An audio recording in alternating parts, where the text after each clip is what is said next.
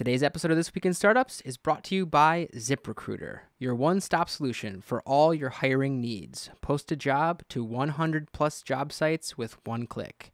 Rank candidates, set up interviews, and onboard new employees. Visit ZipRecruiter.com/twist to sign up for a free trial.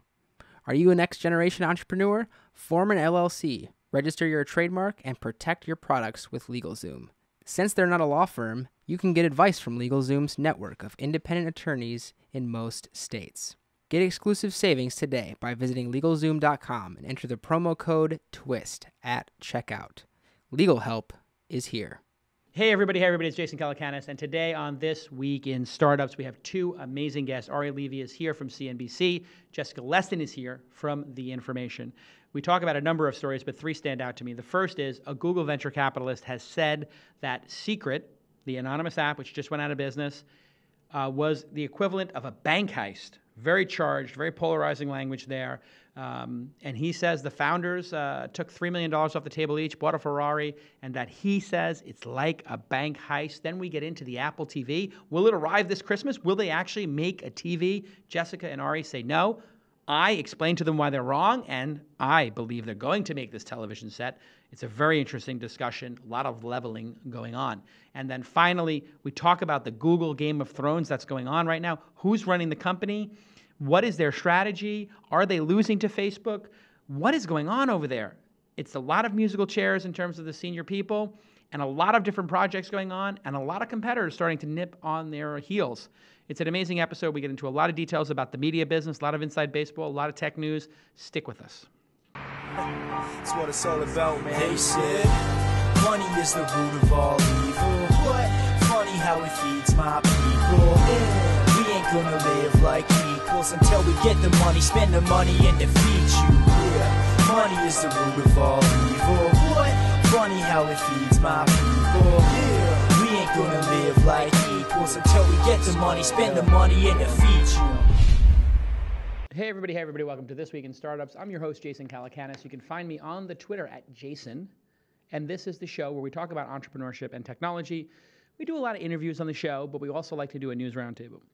What happens in a news roundtable? Well, I bring two people who are very smart into the studio, and we just talk about what's going on in the news. Jessica Leston is with us again from The Information. Welcome, Jessica. Thanks, Jason. Thanks for having me. Now, The Information is had their 1 year anniversary, right? Yeah, we'll be December 2013, so more than a year, less than 2 years. $400 a subscription. $400 a year, $1.09 a day.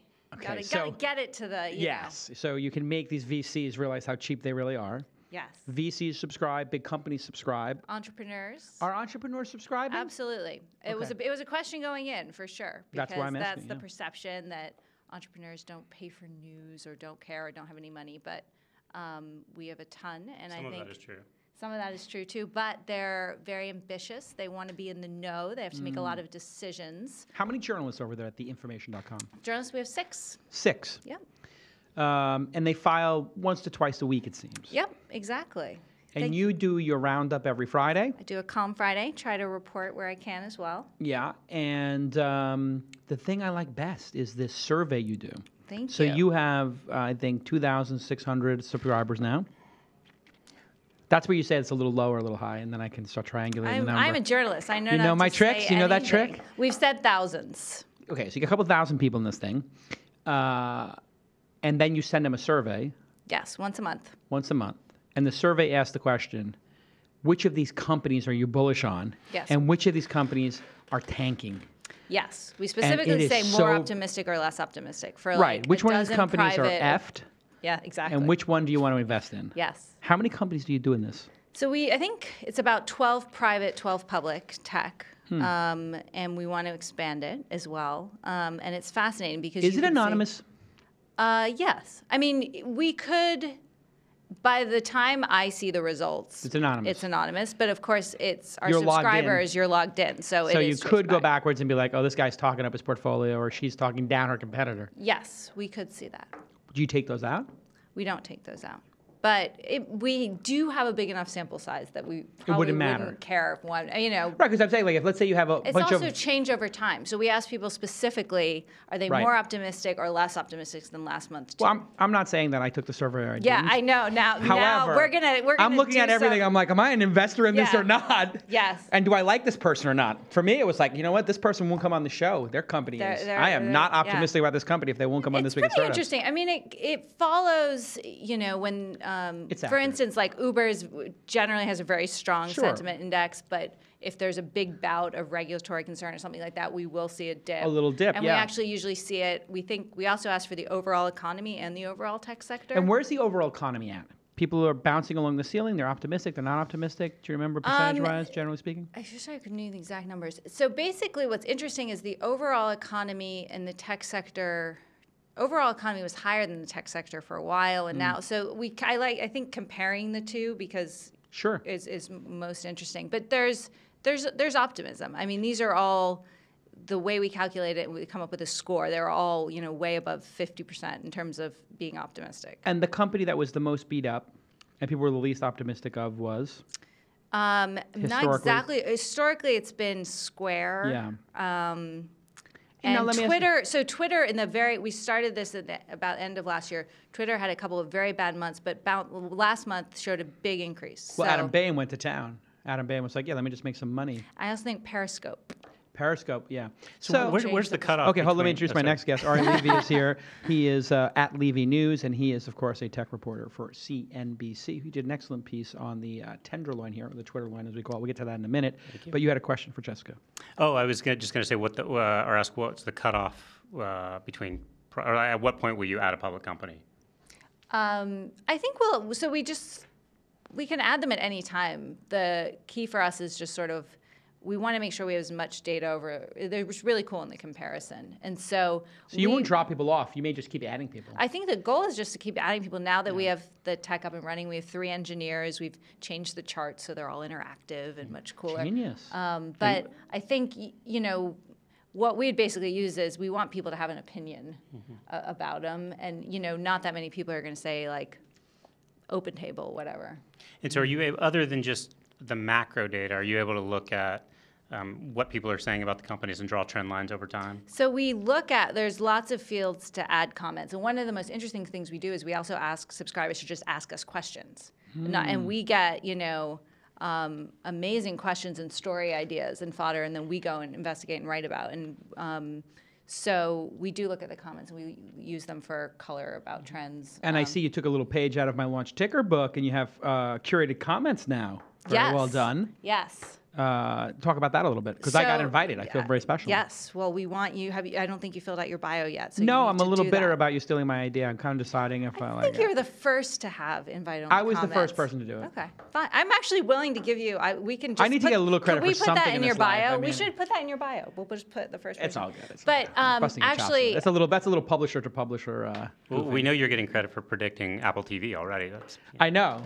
I guess we're going to get to that a little bit we need to talk about that story because I've been writing about that for eons. I have some words to say about that. We'll get to that in a second. It definitely wasn't me. But anyway, the comments, right? Yeah. So actually, anyone who's a subscriber can comment. But what we ask people to do is to sort of give us a little headshot and bio, and then we turn it on for them at this point because we want it to be people who are invested in saying smart things. And it's great. Are people doing it yet? Yeah. It's hard to do.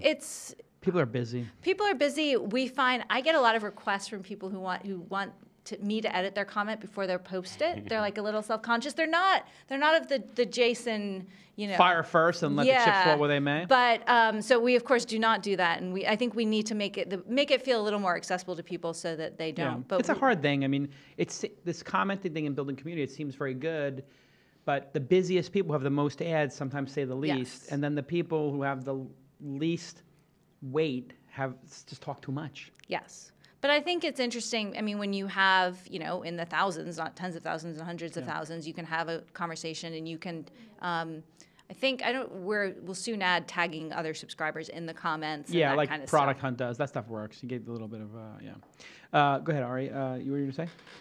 No, I think I'm good. You're good? Yeah. All right. It's good We to should have talk you here. about the news, not just us. I mean, we could talk about us. No, Yeah. I like to bring it up only because I think I've told you this before. I think pound for pound, you're like one of the best publishers going out now. And, Thank you, sir. It's like you and I think you and Kara Swisher are doing a great job. Sarah's like, and the Pando Daily is just spiraling into a bit of a joke, huh? You guys laugh about them at the information when you do real journalism? We don't have time to laugh at anyone. I know, but it's a little bit pretty- crazy how Pando's gone nuts. You have to admit, it's kind of weird. I don't know that I go to a lot. I read a lot of content from these sites as it comes to Yeah. me in email and Twitter, but I'm not like hitting the blogs in order on a daily basis.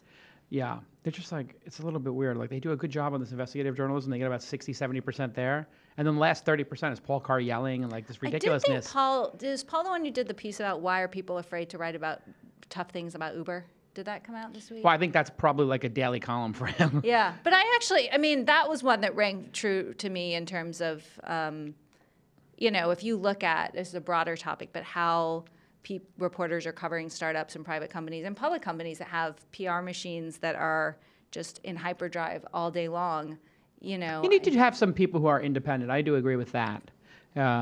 Because I remember when Facebook was coming up, and I wrote some negative stuff about Facebook, and of course your husband worked there at the time. I mean, I was like getting attacked on all fronts. I mean, I had like Facebook investors were trying to like, and I was just like, listen, the privacy stuff they're doing is just ridiculous. It's terrible. And then people were just like, shh, everybody's going to make a lot of money. That's horrible. I think this is so bad. Like, and people don't talk about it, but it exists. It exists, and now these companies, these private companies, aren't just these tiny companies that a couple of investors are in. These are big companies. A lot of people work for them. A lot of money's in them. It's a lot at stake. There's a lot at stake. I mean, the surprising thing is that we would even need to talk about how we have to write critically about them, right? Like, that should be sort of an understood element of being a journalist is whatever beat you're covering, be objective. Be The objective. difference is something's happened here in the Valley. See, I didn't experience it because in New York, journalism was just so cantankerous with their subjects. It was never going to be pleasant, ever. And then in LA, I was kind of like distant from it. Now that I live here and I have so many conflicts because I'm an investor, and then I started seeing like, wow, okay, these journalists are out with these startup. Oh, these people are sleeping with those people, and this editor slept with that person and that person and that person, and then that CEO slept with that journalist. It's like, oh my God, everybody is like, or applied for jobs, wants jobs at these startups, exactly. or name it, yeah. Maybe this journalist wants to be a VC at this firm. I mean, and then if you look at TechCrunch, like they were just straight up writing stories for laptops.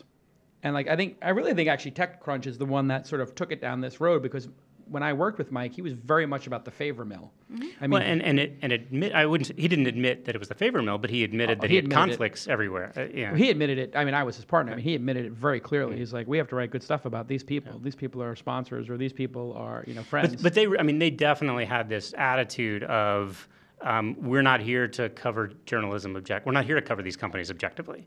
And they buy the Valley's different, right? So it's like journalists here, let's, we ask different questions because it's just, we got to explain the Valley to other people. To that I don't buy it. I think Pando is right that they should be holding people to, and I think Recode does that, and I think the information does that. I don't think TechCrunch does it. But, it is a little bit weird. It's the opposite of New York. Absolutely. Like the hard opposite. All right, when we get back, we're going to get into a lot of important news stories. Obviously, Google has this Brillo story out and some more painful algorithm changes. Every time I see that, I it's just, mahalo. I get like this like crazy shivers. The valuation madness. We're going to talk about the Apple TV stuff, which I may have started. I don't know if I was the person who started the rumor, but I talked about it in 2008, which is now 7 years ago. Ridiculous. The Verizon AOL merger. I'll have some inside information on that. And the overheated economy, Bitcoin, marijuana. I don't know. Lots of stuff. Bitcoin, marijuana. Jessica brought a ton of Bitcoin. Ari brought a ton of weed, so we're going to talk about that later. Let me take a quick pause for the cause. We have a new sponsor. It is ZipRecruiter. A lot of you use ZipRecruiter. As you know, your company is only as good as the people you hire, and posting jobs in one place, well, that will not find you quality candidates. It's the first time I'm doing the ad read. Forgive me that I'm reading the copy. I know I usually look in the camera. One-stop solution for hiring needs. You can post up to 100 job sites with a single click. We've used it here. We got incredible results. We received really high-quality candidates in our first day for designers that we're hiring. 400,000 people are using it. It ranks candidates. It sets up interviews. It onboards employees. And the pricing is based on how many jobs you post per month, your hiring manager. You can get a 4-day free trial at ZipRecruiter. Just go to ZipRecruiter.com/twist. ZipRecruiter.com/twist. It's a really great product. It saves you a lot of time, and it's easy to use. And I think it's like really affordable. I don't want to say cheap, but it's kind of cheap. It's like, I don't know, $20 a month or something like that, $30 a month. And everybody knows how important it is to get great talent. So go ahead and try ZipRecruiter. And thank ZipRecruiter for joining the This Week in Startups family on your Twitter handle if you are a super fan. If you're not a super fan, please don't do that. Super fans only, please. All right, let's get to the news here. Okay, Jessica. So the information covered this Google Brillo story. Yes. Internet of Things OS. It's going to power any electronic device that connects to the internet, whether it's on or not and has a screen. Extending software dominance to small, low-power devices connecting to the web, blah, blah, blah, blah, blah. Everybody knows about this stuff. What's the story? What are they doing? Is this part of Nest? Great questions. Is it Amir Android? broke it for us earlier this week. So it is part of Amir Android. did this. Amir did the story. I like Amir. We found out after we published the story and then actually are adding to the comments, because Stories of Conversation, that it falls under Hiroki's group within Android. Okay. And it's basically, Android... Hiroki is who? He's one of Sundar's top lieutenants, was an Andy Rubin lieutenant back in the day. And Andy Rubin has left. Andy Rubin left Android a long time ago. But and he has an incubator now that he raised some money for. Because his robot group now is flailing at Google, another story we've written about. So he had moved to do robots at Google. Larry didn't want to, that structure wasn't working, having someone who was off doing it separately. So which was kind of crazy because they spent $1 billion buying every lot of robot robots. company they could find. And then they bought the AI company. Yep. DeepMind. Yeah. DeepMind. They bought, what was the Boston Dynamics is the one that has the scary dogs. And then 6 months after they spend $1 billion on acquisitions, Larry changes his mind somehow. What's the inside story there? Do you know? I think it was just, Andy really wanted... Autonomy? Google has lots of different structures and lots of different reporting. And Nest, which we should get to, still very independent in how it's run. But it just still wasn't quite working for Andy. And I'm not sure what he wanted that he wasn't getting exactly. But it was that sort of back to the autonomy kind of stuff. All right, let's get through this IoT. Yes, so basically, Android's great for powering smartphones. We're in this new world of connected home devices, and Google's working on a new sort of version. It has some Android elements. It actually has roots way back in Chrome OS, we also recently learned. And it's what they want to power everything from, home devices, lights, security, to a door fitness, exactly. And the idea just being much lower power, getting around the connectivity issues. But I mean, it's obvious why they're doing it, because everyone's going after the space. Apple's got HomeKit, Microsoft, and we do think it will be compatible with Nest. Which is obviously, but they want to do the big open source thing again. Yes, the Android playbook, it's a spec. We hear they're talking to chip makers and hardware makers, all people to get it as well the for standard. Them for Android to own the standard. Yep. Of course, they seem to have squeezed a little too hard on the Android ecosystem, and now you have Cyanogen. Yeah. Is this sort of fork of it. Yeah. Because I guess in Android they force you to use their browser and maps and whatnot. Yeah, it depends what kind you're using, but they've also, Google sort of clamped down on, if you want to use some of the apps, it's got to be the Google version of Android, right? Yeah, you got to do the whole suite. So, how big is Internet of Things? Is this something that we're going to see like this Christmas, next Christmas? Because most people they got a drop cam or something, but they don't seem to have like tiny devices like online in their houses. Yeah, I don't know that there's going to be a tipping point necessarily where there's just a flood on the market and everyone's buying them. I mean, they're sort of rolling out over time. And, so obviously the Apple Watch puts a lot of momentum behind the watch space. And, you have sort of Nest going into other verticals. I think what's always interesting to me is just like how powerful and extensive is the Android operating system, and does it become the operating system of the future of everything? And that's where does it? I don't know. I mean, one thing that was particularly interesting to me late last year, early this year, reporting on was Google Cardboard following I/O last year, and the fact that Google's getting into virtual reality and they're doing it with the phone on, and the hardware is available now, right? Right. And I mean, these are, any VR enthusiast would consider Google Cardboard a toy, but for those not, for the hardcore VR folks, think about Oculus, and if you haven't been into VR, you thought, well, it's not accessible to me. It's actually accessible to you right now because of Android. Yeah, the smartphones are just so powerful. The Android is so open. Yeah, and these are devices that were built without VR in mind, or Right. at least as far as we know. The graphics chips have just gotten so ridiculously powerful. The graphics chips in these phones are more powerful in some cases than ones in PCs. Right, and now you have WebGL being built so that you actually have, a lot of this stuff will be stored in the browser, so you're not going to have to, it's not going to eat up your phone. You obviously you still have to deal with bandwidth issues and with your phone bill. Yeah. But I think like the question of how powerful is Android, to me, is kind of the 8,000-foot question in IoT. Yeah, and It's still though even if Android were to dominate in terms of computing paradigms, it's still very limited, right? I mean, it's this app-based, like that's an interesting question too, right? So you could get like all the smartphones in the world and all the devices that are sort of offsprings of smartphones, but to me, they're making desktop computers on a stick where you just, take a USB stick and it's essentially an entire computer in it. And so and then a lot of TVs now have essentially an Android computer in it. Mm-hmm. They're making Android laptops. At the same time, they're making Chromebooks. It's a little bit confusing as to where this is all going. Yeah, I mean, the Chrome v. Android. Yeah.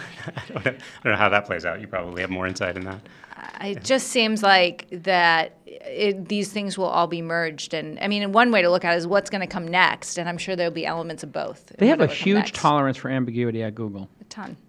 I mean, it is literally like Game of Thrones. I am like, I don't know what the little finger is going to do next here, but it's like, who is, I'm making, you understand this Game of Thrones? Absolutely. Yes, it's like, I understand. Who's in charge here, and where is this all going? Because it seems like Sergey's out of the picture. He started this Google X. Yep. Is Sergey working at Google, Jessica? Well, you have a lot of inside information. Is he going to work every day? I doubt he's going to work every day, but I don't know that. But he's into the projects he's into, right? And I think it was. But he's Glass, not running. but He's not running Google X. No. He's doing projects that interest him. I mean, Sundar Pichai is running the product organization of Google. This is the stuff that Larry does not want to do. Larry does not want to have to talk and explain and manage. He wants to find, the big idea that may or may not take off and evangelize it and make it happen. And is Sundar going to be CEO? I mean, I think there's somebody whispered in my ear, next CEO. Yes. Recently. I think it's a very plausible situation. I mean, there's no reason for him to be now in the sense that he's doing a lot of the jobs, that Larry wants to be doing. And Larry's obviously a visionary, brilliant guy. I mean, good guy to have at the top of your company and is a leader of it. And it's not going to happen until Larry and Sergey want it to happen because we all know who owns the company. But Sergey didn't want to be CEO. Right. So he's sort of off doing his thing. Mm-hmm. Then you have Sundar running all the product. And it just seems to me like nobody's running Google in a way, or somebody's running it and we don't understand. It's weird. Yeah. It's a very hard company to read. Like at Apple, we have a very specific thing we're doing. Yeah. And we're going in this direction. Here it's like, okay, Google Ventures is just throwing money, $1 billion a year or more. Then you have the Google corporate arm, Capital. And every time I hear about a deal, I'm like, oh, Google Ventures? No, that's Google Capital. I'm like, can you explain that to me? And they're like, nope, can't figure it out. I think Larry, there are people he likes, he trusts, he gives them a lot of leeway to do their thing. And money. And money. He has a small number of top priorities at any one time that he's paying attention to.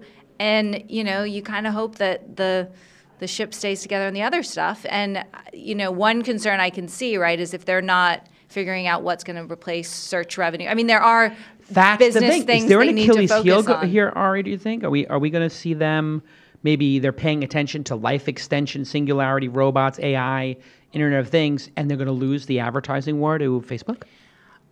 So I don't think they're going to lose the advertising war on desktop. Yeah. The question is, and this is the existential question for Google and Facebook, is what is the future of advertising on mobile? And we really don't know the answer. I mean, no company other than those two are well positioned for that, as far as we can tell. Yeah, I mean, Facebook's running the table on it. Yeah. But the Google is throwing everything at the wall right now, certainly as far as mobile goes, because they just need us all to be constantly on their devices, on their services, on their features, because we all know the mobile paradigm is just going to be fundamentally different than desktop. We're just not sure how it's going to be different. I think Google would be the first to admit that and they have admitted that a lot of this stuff is going to fail. A lot of it's never going to make any money. But whatever the future of computing is going to be, Google's investing against that. You would hope. I mean, if they're missing it, then it's hard to imagine how they're missing. Messaging is something they missed, right? Messaging, you can probably argue. Facebook has run the table. I mean, if you look at messaging and social, they miss social and then they miss messaging. Yeah. And they are not making a ton of money on mobile because they have the operating system, and sometimes people use their browsers and search. Most of the times people are going to apps. Yeah. I mean, if you look at you got to give Zuckerberg credit. I mean, he's not the most creative guy in the world. He just copies other people's ideas. I mean, but in general, I don't know if they've ever had an original product there, other than maybe platform, Newsfeed. Is there an original product? Newsfeed was kind of original. But if you look at what they did, buying WhatsApp, buying Instagram, Maron. I mean, this is going to be more traffic than Facebook gets mobilely, probably eventually. And Google was nowhere to be found. Yeah. Well, they did try to get WhatsApp. They tried. They never officially made an offer, but they had a great meeting with the WhatsApp team and Jan saying, "Don't sell. You'll change the course of technology." We wrote about it, the information. Wait, Jan from WhatsApp. Yep. So what Larry said? Oh, Larry didn't even go to the meeting. I bet. No, Larry and Sundar were in the meeting. Sundar had just been back from India, where he had seen WhatsApp everywhere in its full glory. And told him, don't sell. And they said, don't sell. And they went ahead with the deal. And as it got closer, Google backchanneled through Sequoia to try and say, okay, is there a price? No formal offers. But really knew the stakes of that deal. See, this is where I think Zuckerberg's a bit of a gangster, and the way he runs that company, because he's like, hey, by the way, everybody on the board, I'm buying Instagram for $1 billion, and they were kind of like, okay. Larry could probably do that too, be a gangster. But he doesn't, and he said, this is the thing. This is the problem. Zuckerberg is a pragmatist who wants to win and beat everybody. Larry wants to change the world. Yeah. So Larry wants to do life extension. Larry wants to do self-driving cars, and all Zuckerberg is obsessed with doing is beating Larry. And he's going to. If Larry, Zuckerberg went at Kevin Systrom. He went at the WhatsApp team. He personally went after them, right? I mean, this is the story. He personally pursued them and was like, come to my house right now.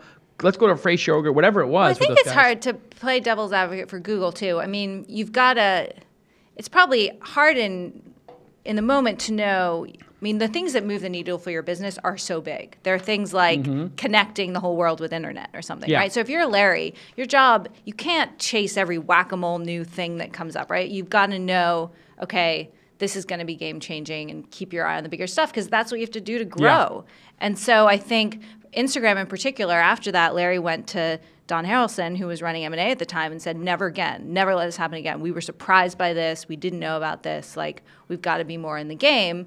You he cares, but maybe it doesn't always work. But I think it's hard. This is what I say too when people say, like, why isn't Apple doing X or why isn't Apple doing Y? Well, okay, but if you're Apple and you got to get to here, you got to build the car or whatever it is, Yeah, and they have a big needle to move. Exactly. And so. Yeah, and I mean with Facebook too, it's kind of a simple company, right? Like Facebook needs eyeballs, and it's getting more complicated as the ad network gets built out. And so there are ways for Facebook to now make money off Facebook. But Facebook needs eyeballs on Facebook for advertising dollars to come in. And if those advertising dollars are on other services like WhatsApp or Instagram, those are eyeballs that aren't on Facebook. And so, if you're Zuckerberg and you're like, I've got $150 billion or $170 billion of market cap to play with for a company that has a few billion in sales, which is insane, why wouldn't I throw a lot of that market cap at something that, frankly, could kill my business if we don't have those eyeballs? And I think if you're Google, you can't really pinpoint 2 or 3 things like that and say, if we don't buy that, where we could die. I think it's a matter of hunger point. and like interest. You know, it's a very human industry, right? That's what we've all learned in our years of journalism. Like, this really is about individuals and their own personal, and it's about individuals worth 10 or $20 billion, which makes you very weird. Yeah. And they were Like- weird to begin with. So to be these fair. are weird nerds to begin with. Yeah. Then they get You have 10, to be $20 weird. billion, You have they to be start weird to getting get really there. wacky. Yeah. Nobody's telling them reality. And so you have, you know, it's really like they could totally miss everything. Google should be taking every dollar. I mean, if I was Google, like this idea, like life extension, all the nonsense they're doing, like they have fiber. Yeah. Fiber's working. Why wouldn't they just say, like, okay, we screwed up WhatsApp. Let's just spend $20 billion on putting fiber in everybody, so I'm going to figure it out later. Yeah. You know, they're kind of going at this, like, slow pace. Like, a That's lot of, like, interesting. I wonder why they haven't expanded fiber more. I have aggressively. the inside information. I'll Okay. give it to you right now. I'll call you later. No, I'll give it to you now. Oh, give it to you yeah. now. That's why I get a little bit of play on the show. Yeah. Right now, Ari's like, can you please do this on CNBC? Yeah. Am I thrown off CNBC because I said I have inside information last time? No, I'm no not. one told me you were. No, they've asked me kicked to out. go on for. That was my big faux pas. Did you see that? No. They were like, I was like, oh. I well, thought they play that up as a positive. Yeah, no, I think I that think they was- did. I think But I was that- like, no, Meerkat's getting bought by Facebook. They're like, how do you know that? I was like, I have inside information. They're like, Yeah, no, I Is that I still think it's- happening? Can you give us an update on that? listen, basically, I hear from people that this is going to go down and it's Yeah. going to take a couple of months, but Yeah. this is like in the works and it's Mhm. probably going to happen. I mean, but you know how these things go. It can Yeah. be like you have a meeting and then everybody's like, you know, the founder decides like, I'm not interested. Or people could stop using Meerkat, and then all of a sudden it Yeah. becomes- Facebook Or- was going to buy Snapchat until it wasn't. Exactly. Or Facebook or they tried, yeah. And then Facebook decides like, you know what? There's this little company over here. We can just buy it and make it into our own Meerkat because Meerkat doesn't have much traffic. We'll just pump some traffic. All right, let me take a quick break here and pause for the cause when we get back. A lot more interesting information with two in-the-know people. Hey, LegalZoom, thank you so much for sponsoring independent media like This Week in Startups. And if you're starting a new company and have a great project, you need to have protection. Go ahead and get incorporation forms for your LLC, register your trademark, protect your products and services, apply for a patent, trademark, copyright, provisional patents, all that stuff. They're not a law firm, but you can get personal advice from LegalZoom's network of independent attorneys in most states. And our incubator company, RushTix, Jill, the Comet I call her because she's like a ball of fire. She used LegalZoom for years for routine filings like trademarks and incorporation, and she has saved thousands of dollars. It's super inexpensive, and it's a flat rate for people who are on a budget. You know, if you're an up-and-coming entrepreneur, you don't have the big budget, this is a way for you to hack the system and get protected. So really fast, I can log in and see the status of my documents. I can have a dedicated contact who will always support you. It's a really smart choice for startups. Go ahead and use the promo code TWiST for $10 off. Yes, use the promo code TWiST for $10 off at LegalZoom.com. And thank you. It's another new sponsor. So everybody who's a super fan, again, if you're just a normal fan who's seen like 100 episodes, don't do this. But if you're over 100 episodes as a super fan, go ahead and thank @LegalZoom on your Twitter account. And look at that, 2 new sponsors. My God, Amazing. my business is doing Breaking great. it in. How is your business doing? It's ridiculous. Ridiculous. You know how much company this company's making? I would love to know. No. $3 million a year launch. Awesome. Congrats. And you know how much money I make off it? 0. But- By design. But you're not in it for that. No. You're building something. But I think we have about a $3 million budget now or something like that. I was That's like, look at the amazing. numbers. And what do That's what your revenue? We had the run rate? festival, Yeah. launch festival. That's a couple $1 million Yeah. to throw and to put on. The scale conferences, the hackathons. This Week in Startups going to hit $1 million in revenue. Launch ticker a couple $100,000. Like, this is just like my little side project. what do sponsors pay? I think the ads are $5,000 per episode. 2, so that's $10K an episode. Some people have That'd be discounts. good. Yeah. We do 104 episodes a year. 200. So 100. We do 104 episodes a year. So it's 208 ads. If you average 4K an ad, it's like 850 grand. And how many people work? Oh, yeah, like a dozen. Then we have the events. You have to put a Yeah. couple more people on it. Events But, you know, are big. all this stuff I just break even. I give all this stuff away for free, and then I do Yeah. angel investing. It's a pretty good model. Yeah, here you do some angel investing. That's it. Yeah. I just do some That's angel how he gets the investing. inside information. Exactly. It's great. I used to be a journalist. Being a journalist sucks, man. It's hard. No It's one knows how. hard, People man. don't think it's hard. It's very hard. It's much harder than running a business. I can tell you that much. And now you're doing both. Yeah. And the Which makes journalism it part- so hard. I know exactly the position you're in. When I was doing Silicon Valley Reporter, I was like trying to pay the bills at the same time trying to break stories. And then everybody's like, you need to write more stories. Somebody start writing stories. Now the business is like the wheels are coming off. And people are like, well, what about our 401k and what about the coffee stocks and the parking? I'm just like, Everybody said I need to write because I'm the Yeah. best writer in the building. So which is it? Do I write or do I run the business? This is what you deal well, with. we have a bunch of other phenomenal writers, so that You part do, is but you're the best easier. one in the building. You're the best opinion writer in the building, for sure. Amir's the best. Is Amir the best investigative Everyone journalist? is very different. Who's the best investigative? Well, we just hired an investigative journalist Who's from that? the Paul Wall Carr? Street Journal, Reed Albergotti, Oh, who was an investigative sports reporter who broke open the Lance Armstrong doping scandal. No Been covering, joke. wrote the book Wheelman. Highly recommend that book. A great Really? weekend read. so does this mean you're gonna like just go a little bit outside of tech or something? No, it means we're going much, much tougher in tech. Oh, so you're gonna be and is he based out here? Yeah. Was he always based out here? He came out with the Journal to cover Facebook briefly before we poached him. Oh, so he was like a Facebook pit bull. He was, yes. So was he aggressive in covering Facebook? Yes. Because your husband worked at Facebook. He did work at Facebook. Did he piss off the Facebook people? Because you have inside information. Did Reed piss off? I don't know. Reed Albergotti is like the most congenial, nice person around. But your husband's so- out of Facebook? My husband is out of Facebook. For a while. For a while, yeah. Yeah. But you have a lot of information from those Facebook people. You have a good network over there. Yes. We did a tough story on Facebook this week about Messenger platform and how it's not really taken off. Yeah. Tom Dotan wrote that story for us. So do you as a journal, let me ask you a question here. Yes. Your husband worked at Facebook, so everybody assumes that you're going to have kid gloves with them.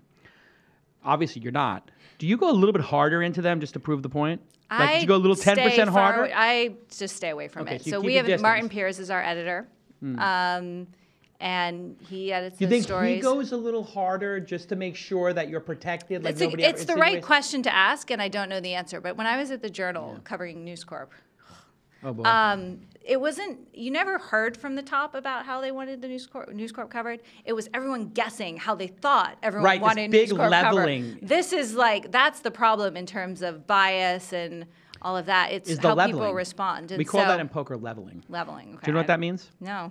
All right, so in poker, yeah, you play poker, Ari? Not enough to comment. You can come. You can come to my. I'm gonna have a kitty game Yeah, right no. now. I'm gonna have the kitty game here. Yeah, play poker with. You play should for- take up poker. I'll You'd play be for good at Cheetos. it. Have you played? I have played. I want to get a but- couple ladies at my poker game because Yeah, there's usually that's too many good. dudes.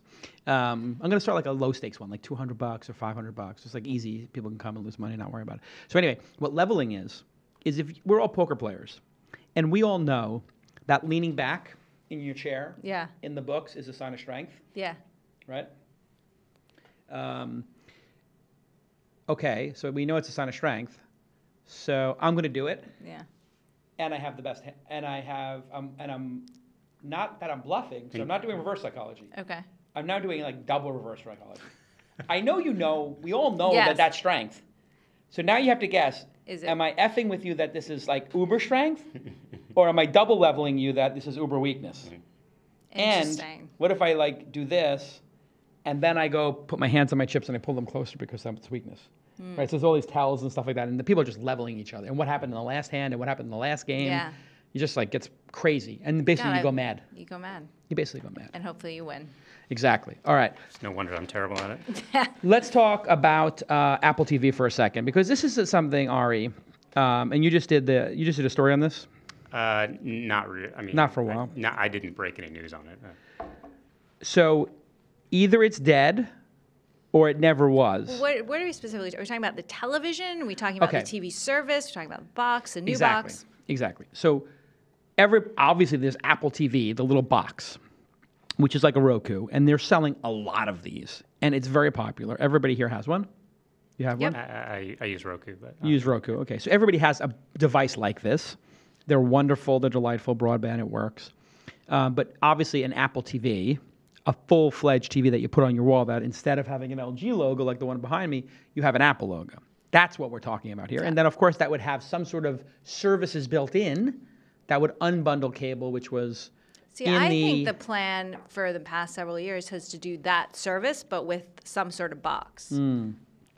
so a set-top box-ish thing. Yes, but to still have the service, and that's definitely the goal. And Apple's wanted to do it with Comcast and Time Warner Cable, without Comcast and Time Warner Cable. And what do we hear, Ari, about all this?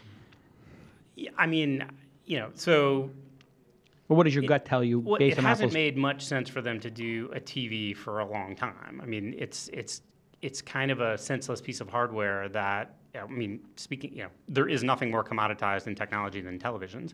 And there are plenty of people that do great TVs that sell them at incredibly low margins. So why would Apple want to be in that game? I mean, I think that's the conversation that we've been having for years.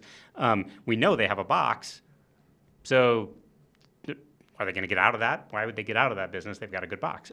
So then it becomes a question of, well, what will the box have in the future? And I think those are the things that, those were issues before this news came out, and they will be issues from here, and I don't think that's changing. I mean, you've got massive cable companies like my employer, and the company that my employer tried to buy. You have tremendous content companies, some of which are owned by my employer, a lot of which are owned by competitors. And you have to come to deals with all of them in various ways. And I mean, those conflicts are incredibly difficult to hash out. They take years. And so I don't have any good information about how that's going to play out. And in the Steve Jobs bio, he's famously was saying, sadly, as he was dying, I mean, not like on the day he was dying, but in the years he was dying, he told biographer Walter Isaacson, I figured it out. What did he mean by figured out, do you think? Do you think he figured out he cracked the code of the TV set? So obviously he wanted to do the TV set. They were working on the TV set, and he said he cracked the code. What is your interpretation of this? Do you guys have any idea what he meant by he cracked the code? I think he saw some demo of some interface he liked, or that he connected some dot with Siri being some sort of interface. So the remote control sucks. Yeah. Trying to type in, I want, something sucks. But if I just said to Siri, I'd like a romantic comedy that's appropriate for a 10-year-old and a family, what should I watch? Yeah. And it just starts learning or something. Yeah, I mean, perhaps it's in a world where all we use is Apple devices. Imagine the experience. In a world. Was he bold enough to think that he would own the entire living room? See, I think what he figured out, this is my theory on it. So I did think the Siri thing. Mm-hmm. What I think he figured out was some way on a business model basis to make it so that everything would be eventually an app, and that the app would be the unifying unit as opposed to the channel. Mm-hmm. So if you think of the atomic bit as like there's a CNBC channel, well, for me, the NBA is not the NBA channel, it's the NBA app. I'm a cord cutter. I load the Knicks games, sadly, brutal season, 100% on my phone, and then I have I have literally HDMI cables and have the dongle that goes into my phone or my laptop or my iPad, and I load the game there, and I just put it on my TV. Perfect. Yeah. Mm-hmm. And I cord cut. So I think he saw HBO cord cutting, ESPN cord cutting, all this stuff coming. Right. And thought maybe he could figure out a way to... But the business, I mean, if he did that, it's sort of wrong. I mean, in the sense that the business model hasn't been solved, and that's the problem. Like, half of these apps on Apple TV are still authenticated through your cable company. Yep. Like HBO is. Yep. Although it's coming unbundled. Yes. HBO, I think, has just been unbundled. And they're... Expensive, though. They're working on these other ones. And... I think it's going to be, I don't think it's clear. So the latest news outright is that Apple's, they're going to go license the live streaming content. For a couple months now, I've been talking to programmers of getting the Fox feed, getting the ESPN feed, and just acting like a cable company, paying a sub fee like everyone else does, coming up with their lineup. And I think Peter Kafka wrote today that they also want local television in that. I mean, that is pretty ambitious, and there's a lot of deals to negotiate. And if Eddie Q can pull it off, more power to him, but... I think it's coming. And I had said in 2008 that a physical TV was coming. And the reason is I had been running Engadget at the time, and I had heard from people, I won't say exactly how, that this was in the works. Obviously, it's definitely been in the works. Yeah, so I was right in 2008. I was ahead of everybody because Walter Isaacson obviously confirmed it. So now the question is, does it come out or not? I actually have figured it out. Excellent. 100% got it locked.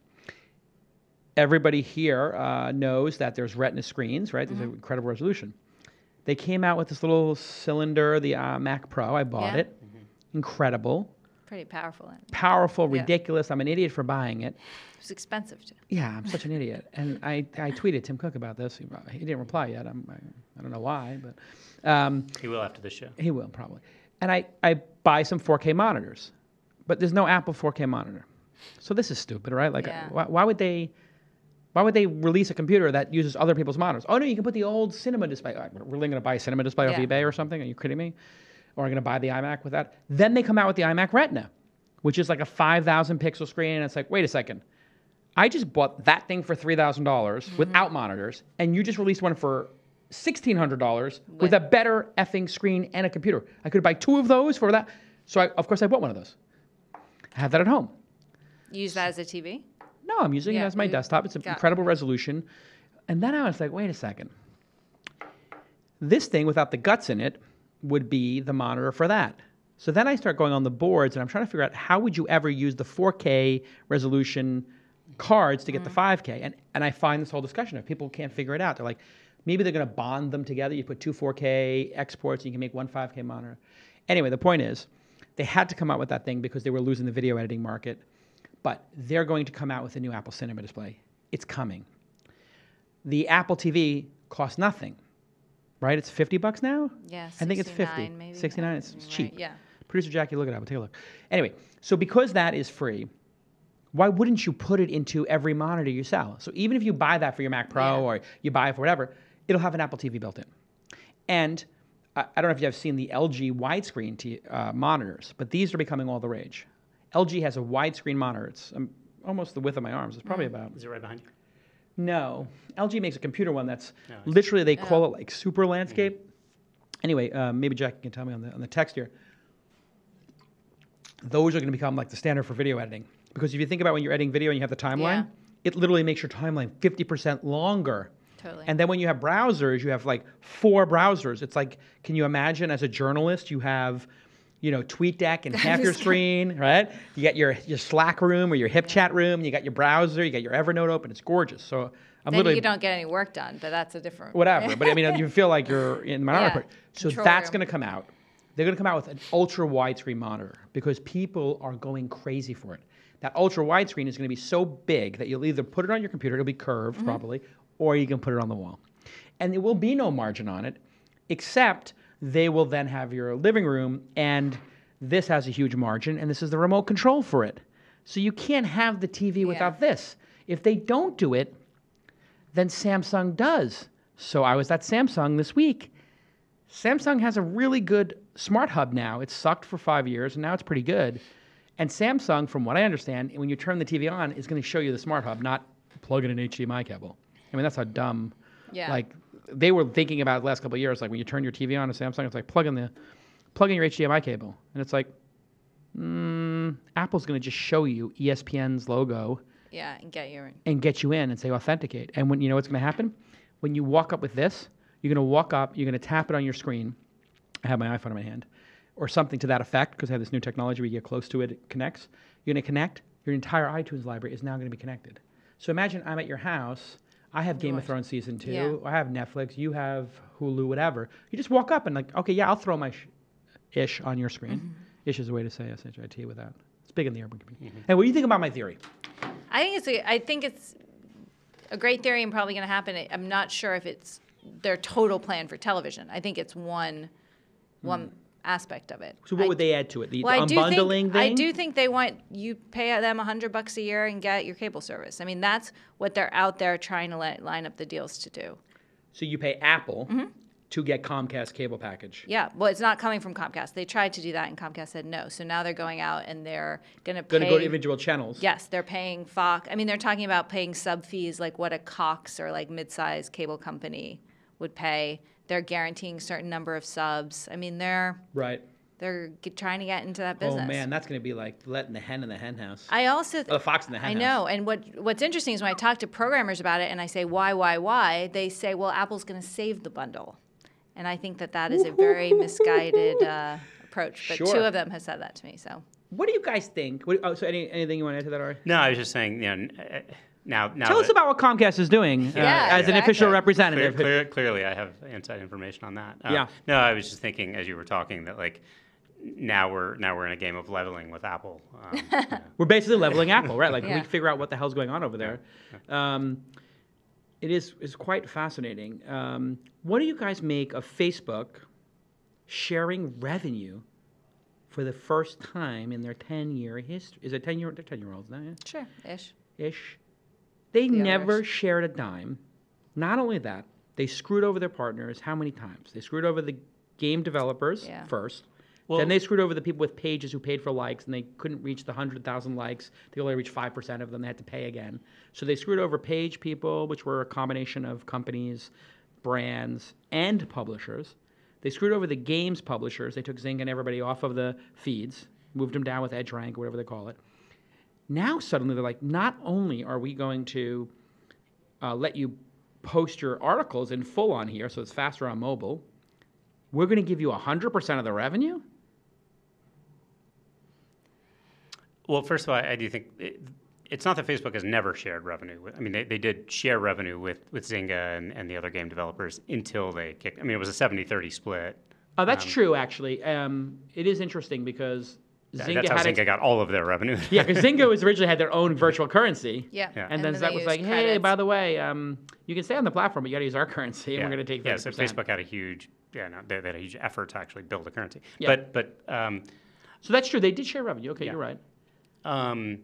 it's not clear to me that the publishers are going to get 100% of the revenue when this thing actually starts to monetize in a real way. I think we'll have to see how that plays out. I mean, from a... Nobody trusts Facebook. See, what I read into when you're like explaining all this, you're like, how could any publisher in their right mind trust Facebook? That would, even if they say they're going to give 100% of the revenue, number one, that sounds crazy. But it's every time Facebook has partnered with anybody in the content business, they've screwed them. Can they rebuild their trust, do you think, Jessica? So I look at this in a totally different way, but we'll get back to that. I think the interest of Facebook and of publishers and content providers are just, they don't overlap. I think they're very different. I think that there are How so? people, Facebook just needs engagement and audience. Facebook knows that what drives the most engagement and audience and on their platform is, your baby photos, your dog pets, it's your friends. They say this over and over again. Chris Cox, talking to Peter Kafka at the Code Media Conference, had I've written about this in a column, a great hour of how Facebook thinks about media and content and news. And it's not the stickiest stuff. It's not the most important stuff. And so The bar mitzvah, Facebook being the marriage, this is what's important. So if you think that over a long period of time, companies are going to act in their rational self-interest and prioritize the stuff that moves the needle for them, that's how people should think about Facebook. Now, because Facebook's a big company and there are a lot of people who work there and we all love news, there are always teams that are pressing, trying to get more content. Because sure, it's great to have that other stuff too, but even if over the long term, it's not going to move the needle for us. So what also happens because it's Facebook, it would happen at a Google or a Snapchat, is these little projects, which sure, like they're working on, they announce, they're trying to see what happened, they take on like, this is the strategy. Facebook's trying to do this thing. And I think that's not the case. I think that there are teams of people there trying to figure out how to get more news content along with gaming and video. And it's all seen as just like stuff to do because it could be neat.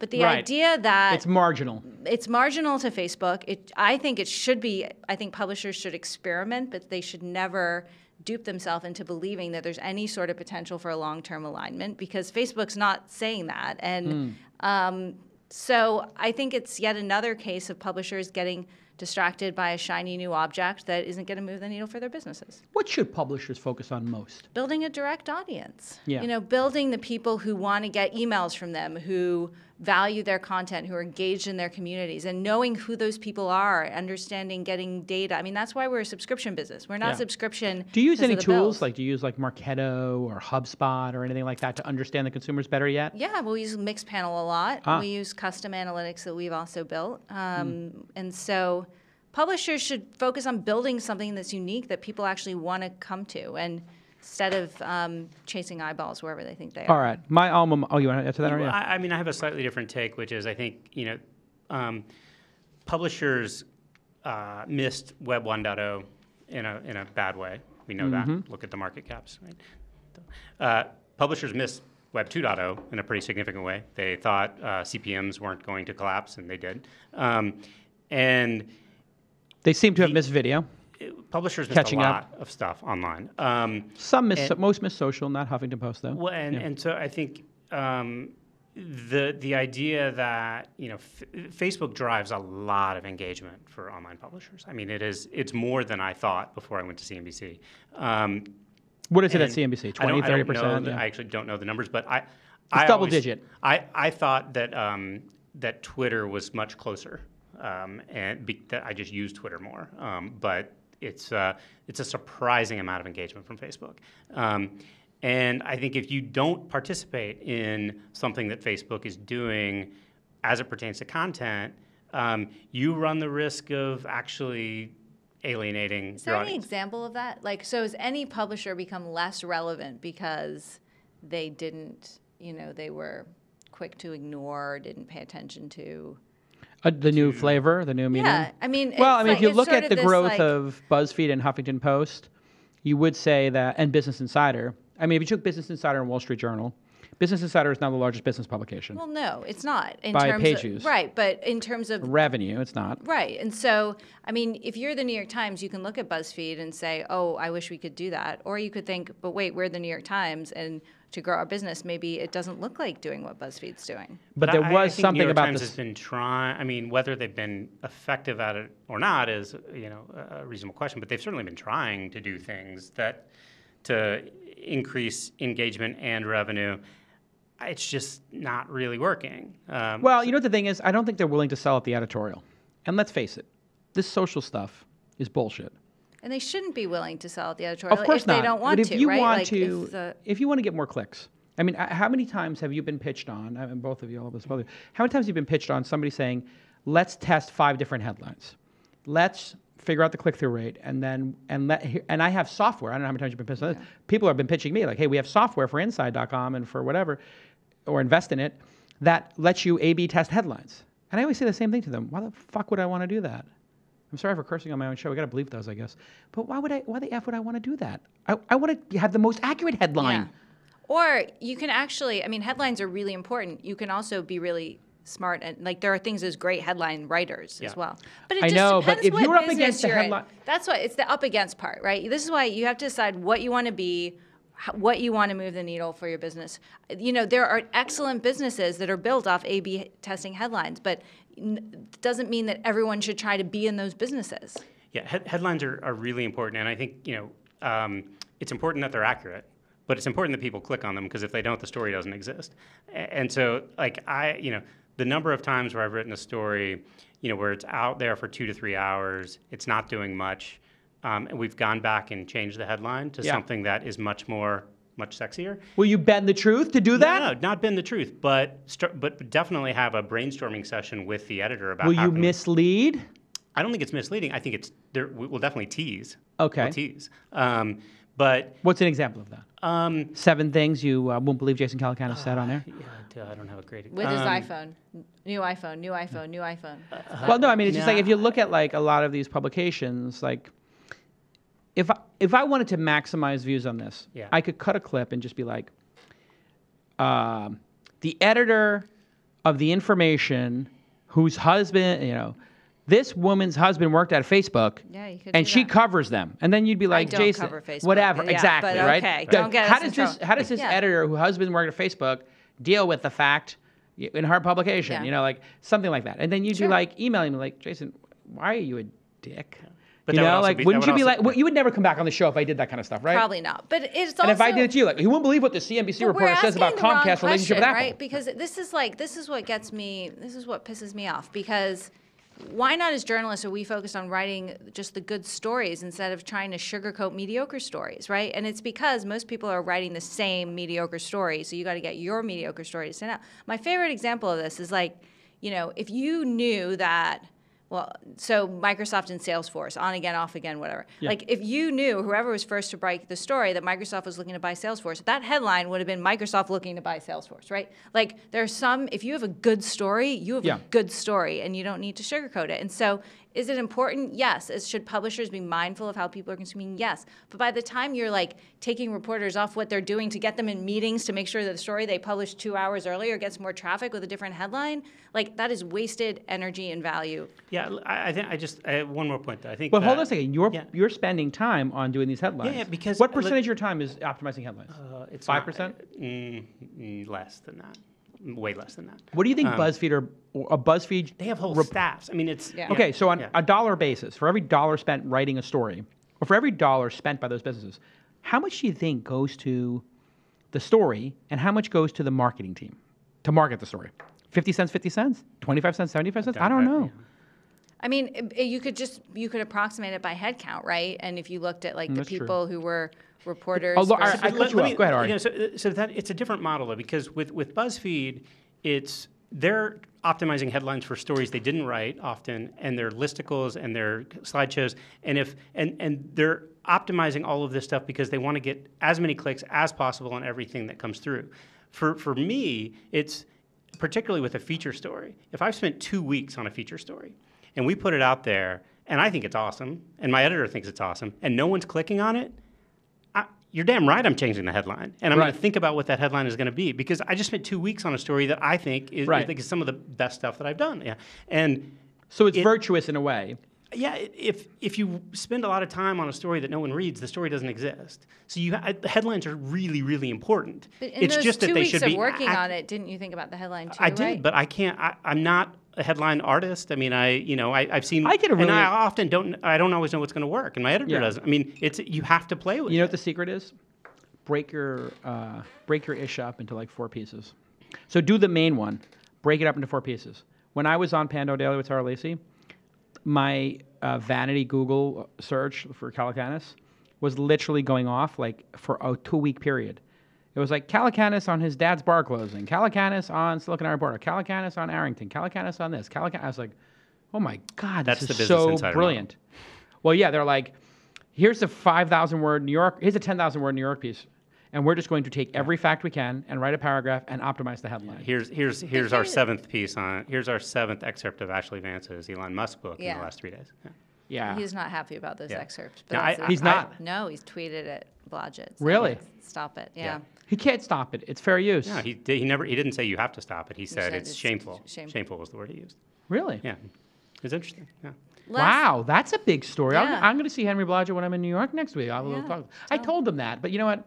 Henry wants to win, and he's in that game of traffic. What do you think of their business, Business Insider? I mean, I'm on it all the time. I'm not on it all the time because I like efficiency, and I don't find it's efficient to be doing that hunting and clicking. So I have a research team. They summarize the news for me. They give it to me in an email twice a day. It's called thelaunchticker.com now. Yes. I give it to everybody else. 1,000 people paid $100 for it. It's not quite information numbers, but I basically have a free research service because I break even on it. I need efficiency. So I'm trying to unspin everything in my world to just get to the facts so I can make better decisions. On an entertaining basis, I do think it's very entertaining. But Henry's a great journalist. They do great long-form stuff. I think there's a whole strategy of fake it till you make it. So basically what you do is you do shameful stuff. You get called out for it. You make a lot of money. You get a lot of traffic. And then you hire a bunch of world-class journalists. Are they making a bunch of money? Yeah, I think they're doing pretty well. I mean, I do think he's raised a lot of money too, so he's going for it. But they're definitely making revenue. But if you look at somebody like BuzzFeed, right, the listicle stuff is kind of coming to a close, I guess, or at least they're augmenting it with. Yeah, they're doing more. I mean, how many world-class journalists have they hired over there? A lot. A lot. Yeah. So I almost wish I had the ability to do it. I just don't. It's kind of cheating. I kind of consider it like cheating. I don't have the ability. You know what? They're just like Lance Armstrong. They're taking performance-enhancing drugs, and then the other publishers who don't do those tricks lose. And you don't know how long the run lasts, right? I mean, you can build a bunch of revenue. You've raised a bunch of money. You can hire a bunch of journalists for a certain period of time. You're going to be around 30 years from now, Well, listen, this is the thing. Like the NBA, the NBA is going to test for performance-enhanced drugs next year. I understand. Jackie, can you check that? They're going to check for these. I'm just saying like facts. So I hear Russell Westbrook, LeBron James, a bunch of people in the past couple of years have been using these performance-enhancing drugs. That's the rumor in the arena out there. So they did it. They won championships. They got their contracts. Yeah. Now they're going to test for it. There's this nice long window of everybody to taper off. And then you're going to watch. Everybody's body is going to become a little bit slimmer. Same thing happened in baseball. Yeah. Like everybody won their championships, whoever the guy was who was juiced out of his mind and hit all the records. Who was the guy? Barry Bonds. Barry Bonds, right? He was from here, right? Mm-hmm. He played for the Giants? Yeah. Yeah, so starting next year they're going to start testing in the NBA. So it's like it's this Lance Armstrong situation. Like everybody's doing it. And then at some point, I think basically they're not going to take the rings back. Yeah, but But they did with Lance Armstrong. what about Andreessen Horowitz's investment in BuzzFeed? Well, yeah, I think it's based on cheating. That's why they went back and BuzzFeed took down all these articles, right? BuzzFeed was so ashamed of these old articles that kind of had stolen content or whatever. They were being accused of a lot of stuff. They flushed all these old articles. So fake it till you make it. So now they have to build a real valuation. I Or guess not. I mean, they have to fill in. Yeah. What you say? No, I mean, they're a real business, obviously, but I think it's just everyone's trying to get in each other's business instead of just being an excellent version of the business they're supposed to be in, right? And native advertising is a great business. I don't know how many billions, what it will get to, right? So I think the expectations are out of whack, but you can certainly, make money and build a great product, but. Venture plus content is a very, very dangerous combination. Absolutely. It's a very dangerous combination because what happens is venture only wants one thing, and we know what that is. It's hypergrowth. Yeah. And can you imagine a management? I mean, if the New York Times was venture back right now, they would not be the New York Times, And actually, you could see it. CNN.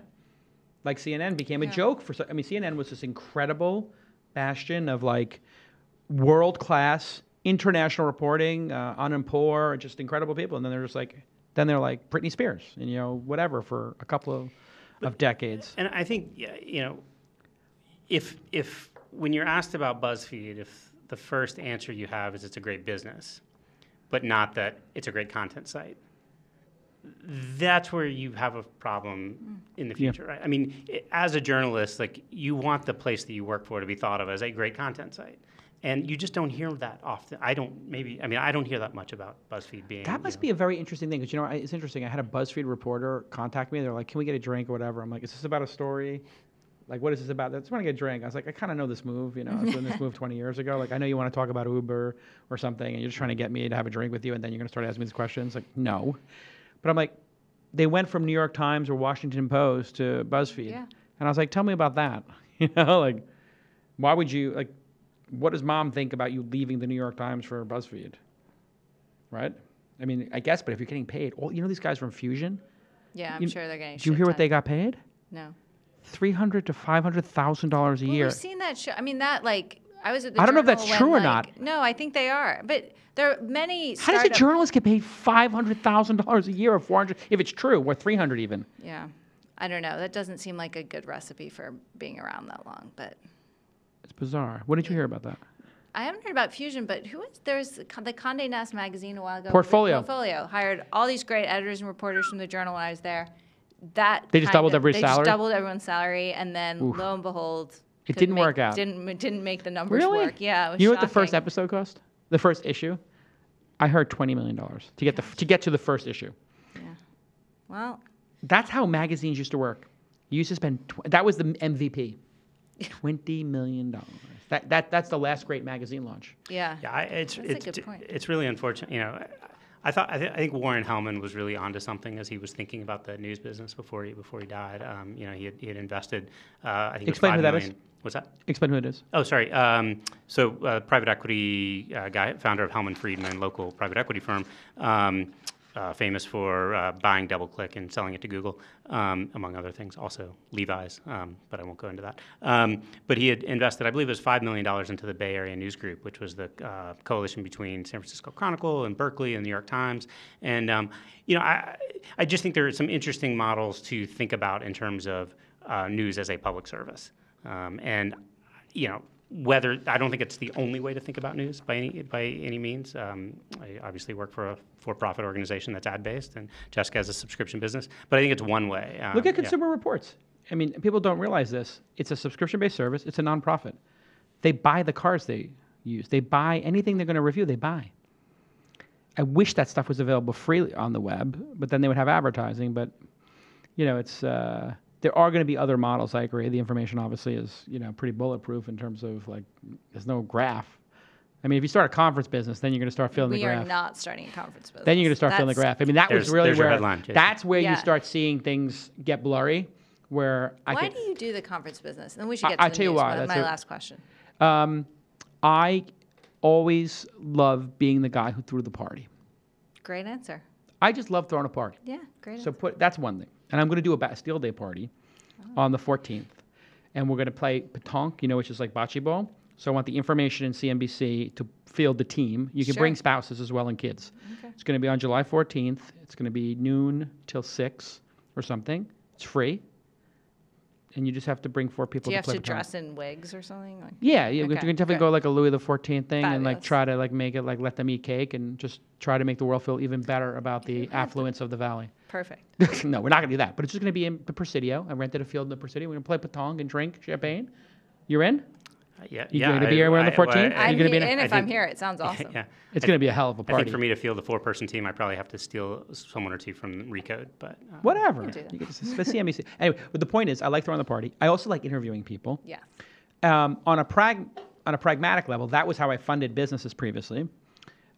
I do it now really for deal flow and to help companies.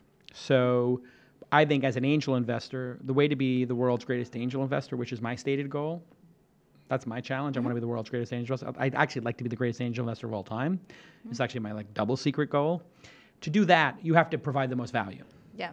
What provides value? Well, if you come on a show like this and there's 150,000 people watch it, it's pretty damn valuable. Totally. So when I talk to companies now, I'm like, I'm going to get you the first 10,000 customers. Let me tell you something. When I'm up against another angel, and I always tell them, ask the other angel what they're going to provide. I'm guaranteeing you I will get 10,000 customers. Create a tracking code. And if you're a SaaS business, I'll get you 500. You have to Yeah. build a good product. Yeah. But can't help you leaky bucket. So the festival is that. So when you go to the festival, 175 of the 225 demo pit table kind of things are free. 11,000 of the 12,000 tickets free. I don't make any money off of it. We Yeah. lose money typically. Yeah. Just typically we just net out at the end of the year that I don't lose too much money or don't make any money. It just rolls over to the next year. So this is made for the ultimate deal flow. Got it. That makes That's a lot of it. sense. It's a real rationale that isn't this pipe dream of, that all these others get into with conference businesses. All right, speaking of content, Verizon and AOL have merged. Somebody wrote about this and they denied it. Who broke that story? I Do think you remember? Reuters, maybe? Was it Reuters? A while So ago? Reuters, somebody was like, this is a lock, it's going to happen a year ago. Reuters, yeah. And so Verizon AOL merger, what do you think? Win-win, lose-lose, win-lose? Irrelevant. Irrelevant. Yep. Unpack. So, I mean, what was it? 5 billion? I can't even remember. 4.4 billion. Okay. It'll probably be, they're going to spin off some of the content, maybe. There's know. some Like ad I want to tech get engaged. revenue. I want to get my brands back. that'd be a nice full circle. Yeah. Is this where we get the inside information? Yeah. But I listen, I'm not in active discussions for it, but I will be. cool. If it comes to pass. Yeah. Yeah. But so Verizon, they want some ad tech technology. They want some, video. But it doesn't seem like it's a game changer on sort of any vector. It's a bit peculiar. I think it's a testament to Tim being a good CEO, so that he Or can salesperson. Good salesperson. He could get a deal done. I can't remember the stat we tracked, but like with a flat revenue and flat revenue, that he's basically doubled the valuations since he became CEO, something like that. Maybe we sold the patents for $1 billion. Yeah. They had some patent library. Didn't they sell it for $1 billion? Yes, they did. So that he gave right back to the shareholders, I believe. So He's managed the business, and Yeah. this is the outcome. And he landed the plane. he landed the plane. When I was at AOL, we were talking about like literally Chamath and I were there. Everybody was like, Ted Leone says, it was like the plane's going like this. It was like somebody needs to land the damn plane. That plane got no more fuel in it. Like everything's like fuel is pouring out of the tank. What do you think of this merger? Nonsense? I mean, so you say, win-win or lose. It's clearly a win for AOL. I mean, shareholders got a Tim huge, Armstrong. huge What do you think pop- Tim hu- Armstrong made? well, 400? someone reported it. 400? I'm going to guess 400 million. Well, All in. I think it's a little more than that. Oh my God. $500 million. It's a big number. Maroon. Yeah, so it's hard to imagine what Verizon could do with the content, so it would only make sense for them to spin that out. And if I were part He of said that, they're keeping TechCrunch, right? I think I saw. That's insane. I think he saw that in a post. if I were, I know Arrington was being as classy as ever. He's like, you see his tweet? No. He has his moments. I mean, Yeah. he's a bad person, and there's a lot of dark stuff there. But Your I words. mean, what's that? your words. Well, you're both agreeing with me. You both nodded and said absolutely. No, I I'm want to just- hear I'm what the joking. tweet was. I think he just said like F Verizon, Oh, okay. and then some journalist was like, "How do you really feel?" or something. It was actually a pretty funny exchange. But I think like Verizon was complicit with the NSA stuff. I mean, there's a lot of Verizon like censoring stuff and. All the, but all the telecom. I mean, All I the think telcos they're are in there, worse. Or, Yeah. Yeah, so Why would they keep TechCrunch and Engadget and Huffington Post? It that doesn't make any makes no sense. sense What do they do with Well, it? it sounds like, Tim has a lot of pride in those sites. Tim loves tech journalism. He tells me he loves tech journalism. I mean, he's interested in it. I don't really know. doesn't make I money. don't think it. These things don't it's make not going to money. change anything. It doesn't move the needle for Verizon. Doesn't move the needle for And Verizon. it's just weird. Yeah, I mean, I guess it was weird when AOL bought them, but at least AOL had made a explicit point of building a content business. One that may or may not have made sense, but that was Made sense when they bought my company. Well, I mean, they were like, we're Yeah. going to take this traffic. We're going to be an ad-based business. Let's buy a bunch of niche sites.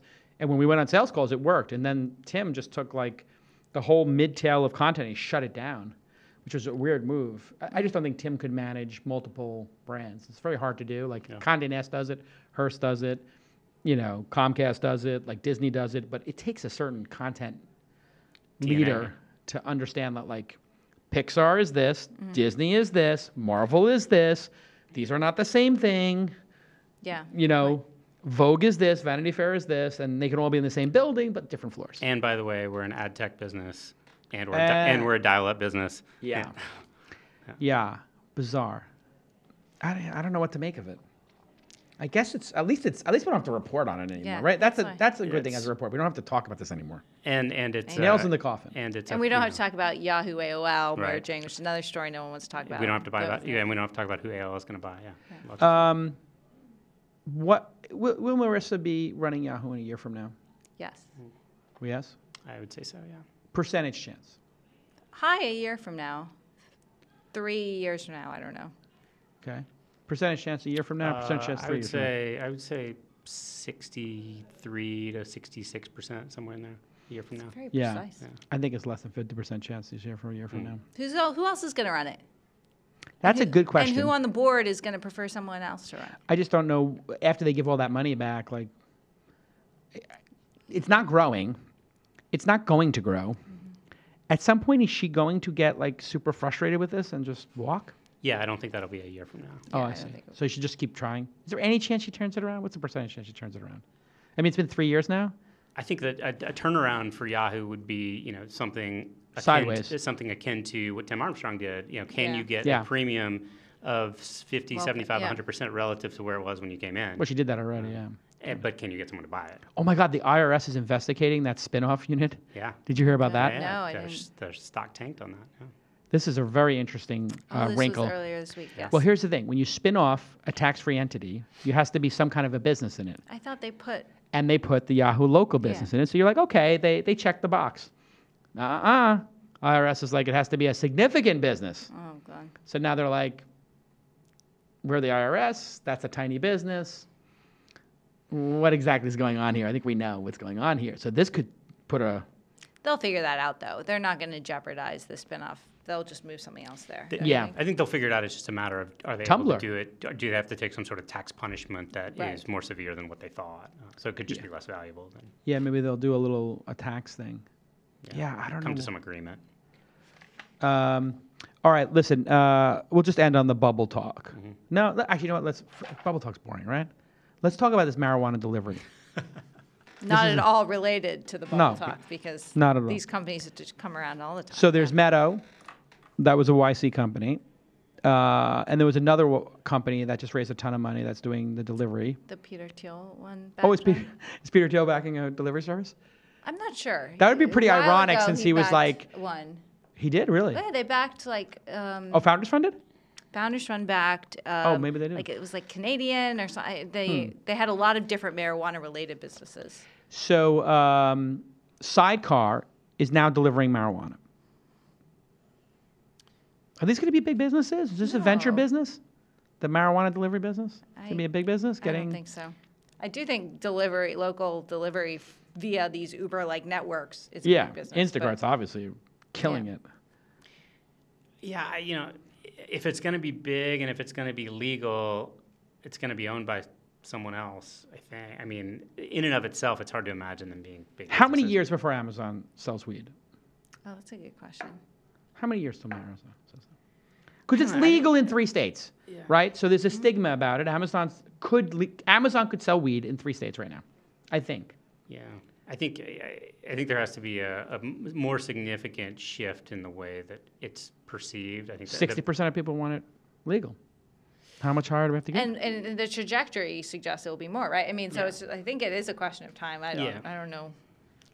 10 years? I mean, if you had asked me 20 years ago, in 20 years, will there be weed delivery services that are big? I would have said, sure, of course, but there aren't. So, will there be in 20 more years? I would say, sure, but, Is there a stigma to investing in weed businesses? Absolutely. Still, right? Yeah. I've been looking at them. I've been wondering if I should do it or not. I don't have a problem with it. I think it's great. It's better than taking all these pills. All these people are on painkillers, destroying their bodies. Yeah. Better to take a hit of pot than drink alcohol. Yeah, I mean, if it, take the plunge. The valuations were crazy. No. The valuations were nuts. I was like, you're kind of. I think there's a premium to these companies where people think marijuana is legal in 50 states and the president's smoking it on TV. I mean, it kind of makes sense for Sidecar, given that there's clearly not going to be a number 3 in the ride-sharing market. There is. You think there is? No. Of course you don't think there is. No, I mean, I don't think anybody really thinks there's going to be more than 2. Yeah. I mean, is there a third search engine? Is there a second? Exactly. So I think, if you're a Sidecar, it's like, do we give our money back to investors or do we figure out another business? Do we pivot into weed? Well, it is, just to be clear, it's a partnership. All right, so actually, here's the thing to end on. If we were here a year ago, we'd be talking about this incredible unicorn, baby unicorn called Secret. It was changing the world. It was booming. I think I was on the show. We talked about this. We talked about this. Oh my God, we have to pull. We have to pull some the video. Archive. Go to the archive. This is what I'm talking about, Jackie, with the archive. We need the archivist. We're gonna. Oh, by the way, if you go to Recurrency, you type in TWI Startups, you can join the TWiST list, $4 a month, and then we're taking all that money and we're going to hire a This Week in Startups archivist. So I'm not taking any of the money. Just all goes to somebody in our fan base who will become the TWiST archivist and answer questions just like this. We're going to literally pay somebody $15 or $20 an hour to just watch old episodes and make clips and find the ones where I'm right. And the ones you're wrong. No. So, you should. That's why we're hiring a super fan. And then you can... No, great misses is a good thing to do. I agree. Yeah, and then you can explain why you're wrong and turn it into something that's right. That's what I did. I had this post where I was like, YouTube is not a real business from 2006. Where I was like, this isn't a real business. Rachel Maddow does a really good job with that. Oh, yeah? When she was wrong? More when she's right. Oh. But... so Secret, the head of Google Ventures... Bill Maris. I think Bill Maris, or somebody from Google Ventures, says this is a fraud. Well, yeah. And then he backtracked on it. He specifically was criticizing how they were sort of unwinding the company and criticizing what they spent their money on, and was basically saying they shouldn't have bought cars and we think they should give all the money back, and was... like a bank heist. Yes. And then he backtracked. He did. I'm sure he got some nice phone calls from... You think Larry called him? No, who calls him to tell him to back off? His partners? Maybe the CEO of Secret, whose name I forget, David something. Oh, that's a weird dude. Sort of, there were other investors too. I mean, Redpoint, Ryan Sarver. Index, right? I think Index. So who's at fault here? I mean, obviously, it's very interesting. There was a whole talk between myself, the founder of Zenefits, Sam Altman, where we all talked about David Bitau was the guy's name from Secret.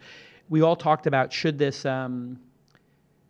people be taking money out in the first year of a company and like selling $3 million in shares each? And we all were like, selling shares in year 4 or 5 when your company is scaled and you have an offer to sell, and this just is like idiot insurance, you're just selling 10% of your position. That sounds fine to me. Everybody seems to agree that's okay. Yep. Keep the founders focused. But selling it in year or month 9 or 12? It makes no sense. These guys did the ultimate hit and run job. And Google Ventures called it a bank heist. That's what he really thinks, right? Yeah. Yes, that is what he thinks. And when when it came out that they had sold some stock way before it happened that they were shutting down the company, I think there was some of the reaction of that too. It's crazy. And then the designer left, then the founder leaves, and the founder bought a Ferrari. I think the most important thing though is that the business didn't work, right? So I think the Valley. Why didn't the business work? Well, it turns out that, nasty anonymous things about people or sentimental things or whatever, it just it's not a billion-dollar idea, right? The market for that stuff just isn't that big. Why did the VCs pour the money in, Ari? No, I think that there's, and maybe this is not a profound statement. After WhatsApp, there was this view that get eyeballs, get a sticky audience, a particular niche, a particular demographic, get them to tell all their friends, get that audience, and you will be extraordinarily valuable to Facebook, Google, Tencent, Alibaba, pick a couple other options, right? And that's all that matters. I mean, you've probably had these conversations too, but some of these companies, I won't name which ones because the conversations were not necessarily on the record, but talking to entrepreneurs of some of these popular messaging apps, openly being instructed by their VCs to not generate revenue, of course, and to not even think about revenue. Just growth. Just growth. You don't want to do a single thing that could possibly remove a single eyeball. And so why even think about revenue? And that because the acquirers were not based by. I mean, WhatsApp was not bought based on their exactly. 300 million. There's not an revenue. amount of revenue that you can generate that will be material to any potential buyer. And so that mentality so dangerous. And the switching costs are zero. The barriers to entry are zero. And so they just got beat in the eyeball game. And so I don't think there's a business, frankly, to any of them. I mean, if Snapchat can find a way to build a business, I will be proven wrong. But it's hard for me to see it in any of these messaging companies. Snapchat's more of a media company, I think, but it's a different. Was there WhatsApp hysteria, Jessica? Yes. Oh, absolutely. And what were some other victims of WhatsApp hysteria, or who else was in that zone in the past year? Yahoo bought. No, this was one that didn't work out. They bought Message Me or Group Me, or I don't think they bought. But they were. Skype bought one of, but that was years ago. Skype bought group messaging. A lot of the Asian companies. Oh my Baidu and Line Tencent made an acquisition. Line made a big acquisition. But I think Rakuten bought a mobile company. But yes, there was. I mean, I think Ari's spot on. I think that's why it didn't work. But one of the interesting things is we don't talk about what the founders do or best business practices when it's hockey stick growth. We just ride the hockey stick growth. So you're seeing the tension between the investors and entrepreneurs because the business failed. They wouldn't care if Secret was getting big billion-dollar acquisitions. They'd tell them to go buy another Ferrari. Yeah, no, I think it's a good point. I mean, the leverage that these entrepreneurs have when they go into these deals is such that, and maybe we're seeing some of this fade, and maybe that will be a spark. But if you're an entrepreneur and you've got 3 term sheets and one of them is saying same valuation, same amount of money, but $3 million of it goes into your pocket. I don't know. These guys were from Google too, I think. So I bet they had an existing relationship. Yeah. What does it say about? So the VCs, if it had gone well, would have been fine. They would have justified it. Sure. You don't look. You don't look at what's going on down there, and if things are going great, it's only when things look shaky that VCs start to ask questions, I think. I think it's accurate. But I think to me, one of the big stories, I guess I probably said it each of the last 2 years, eventually it will be right. I think this monetization question is just one that, there are a lot of multi-billion-dollar companies out there that cannot seem to generate revenue, and we know they're trying. And which ones do you have? Well, Airbnb and Dropbox, who people talk about, are generating revenue. Very much. Uber obviously is printing money. I think there's a lot of debate as to how well Pinterest is monetizing and can monetize. Yeah, well, they're starting, but yeah. How well they hired Joanne Bradford. She's smart. Tim Kendall, who ran monetization. And Tim Kendall, it can very well still work, but there are open questions relative to the valuations. And I think that what I was hearing about Pinterest a couple of years ago was this is one where you just turn the faucet on and the money starts to pour in. And I think that you've heard that about Snapchat too. And I think lost in that is sales are really hard, and eyeballs don't translate into sales for tech companies. For media companies, maybe. But yeah, Tumblr had the same issue. I would say the reason Tumblr sold was, from my understanding of it, is the investors were getting a little bit, persnickety, exhausted, waiting for the revenue to come in. Because at a certain point, if you've grown as much as you can possibly grow, like you're saying, well, what's left to prove with this business is money. They were also churning through executives in charge of the business side. Yeah. And sales They side, couldn't get it together. They just couldn't get it together. And then you run into the Twitter issue of like, monetization super impressive, and then user growth slows. And so what, now you're fighting both battles. I just bought jason.tumblr.com. That was a stupid move, right? Don't think you're going to need it. I'm not going to need it. How much did you pay? What do you think I pay for that? What would you pay for? Jason.tumblr.com. I don't know how much. So I don't know how much Tumblr charges for. They don't charge. It's just a premium handle. Oh, okay. Just somebody came to me. They wanted like $1,500 for it. I said, I'll give you like 500. They came back to me and said 800. Like 3 months later, I said 6. I mean, it seems reasonable, but I don't It's know. reasonable, but I don't know. Maybe I think I feel like an idiot. Forward it to someone. I mean, I also own jason.geocities.com. Well, now you can Well, buy that's it. kind of cool, actually. It's worth 0. Now you can buy No, it. but that's I want like Jason old on school. Instagram. This guy on Jason wanted to give me Jason on Instagram for $500 like 3 or 4 years ago. I was like, I don't use Instagram. Then like 2 years ago, I turned on Instagram. I got 10,000 followers in the first year. I'm like, I need Jason at You should go buy Jason Instagram. at Party.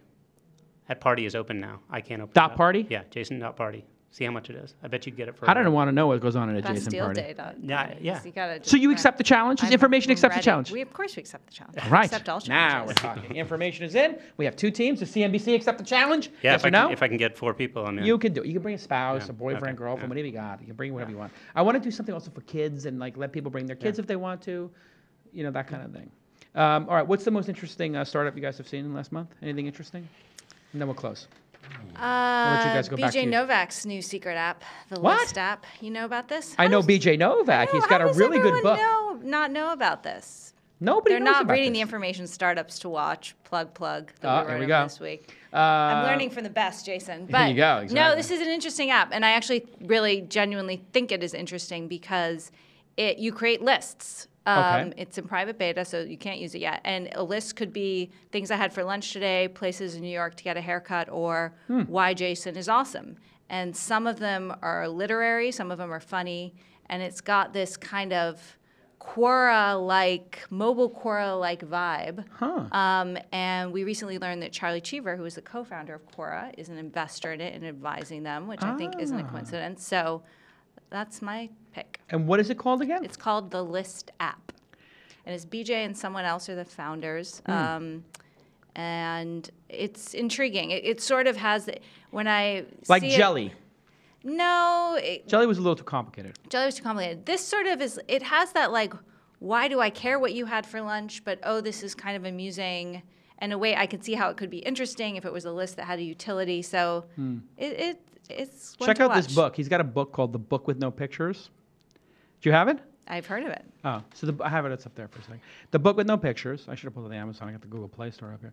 And this is a book with no pictures, but the words are funny, and it's got like a very Dr. Seuss kind of like rhyming kind of thing. And so that's my startup of the week. Is BJ Novak's The Book with No Pictures. It makes no sense, but he's a funny cat. He spoke at Medium. He's got some connection to the internet industry. What's his story? I think he just knows a lot of people. Just knows a lot of people. Ricky Van Veen, they're friends. I think he's Oh, is he friends with Ricky Van Veen, for the guy from Vimeo, whatever that is? College Humor. College Humor, yeah. Vimeo spun out of that. And what's your startup of the week, Ari? Or startup of the month, startup of the year, or an app that you're using on your phone? There's a service coming out soon from an existing startup that I wish we could talk about because it's awesome, but under embargo. But it's going to be great, so we'll talk in a few weeks. A service? From an existing company. So there's something coming this cool. Yeah, very cool. All right, well, that's your pick of the week. Reporters have been pre. Like shockingly. Is it a cool. successful company, or is it a company that's done okay and this is amazing? No, like in certain people would think it's very successful, but it's not. Certain people would think it's very successful. Yeah.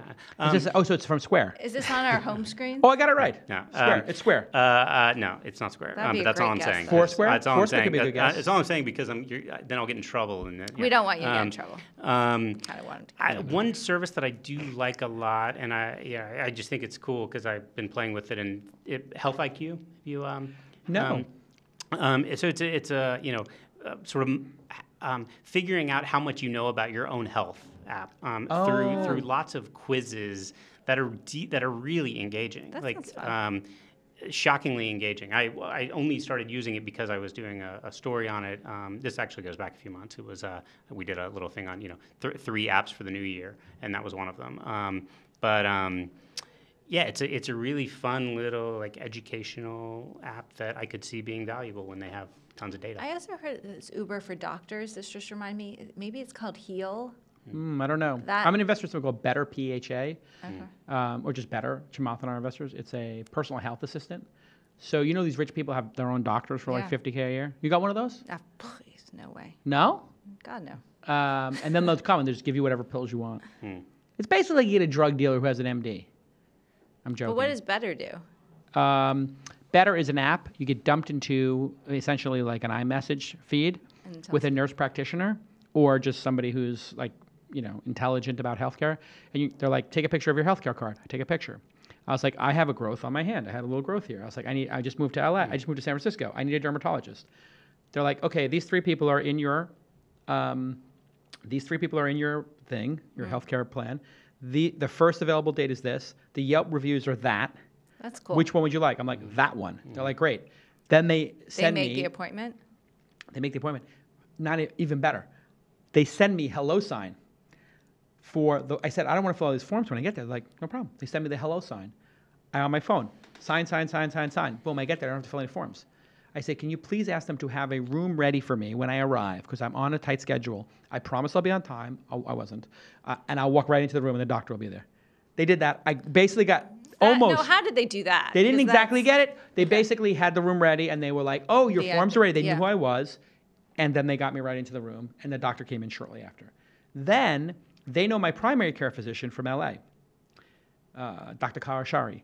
And anyway, he now knows they are my PHA. They are authorized to talk on my behalf.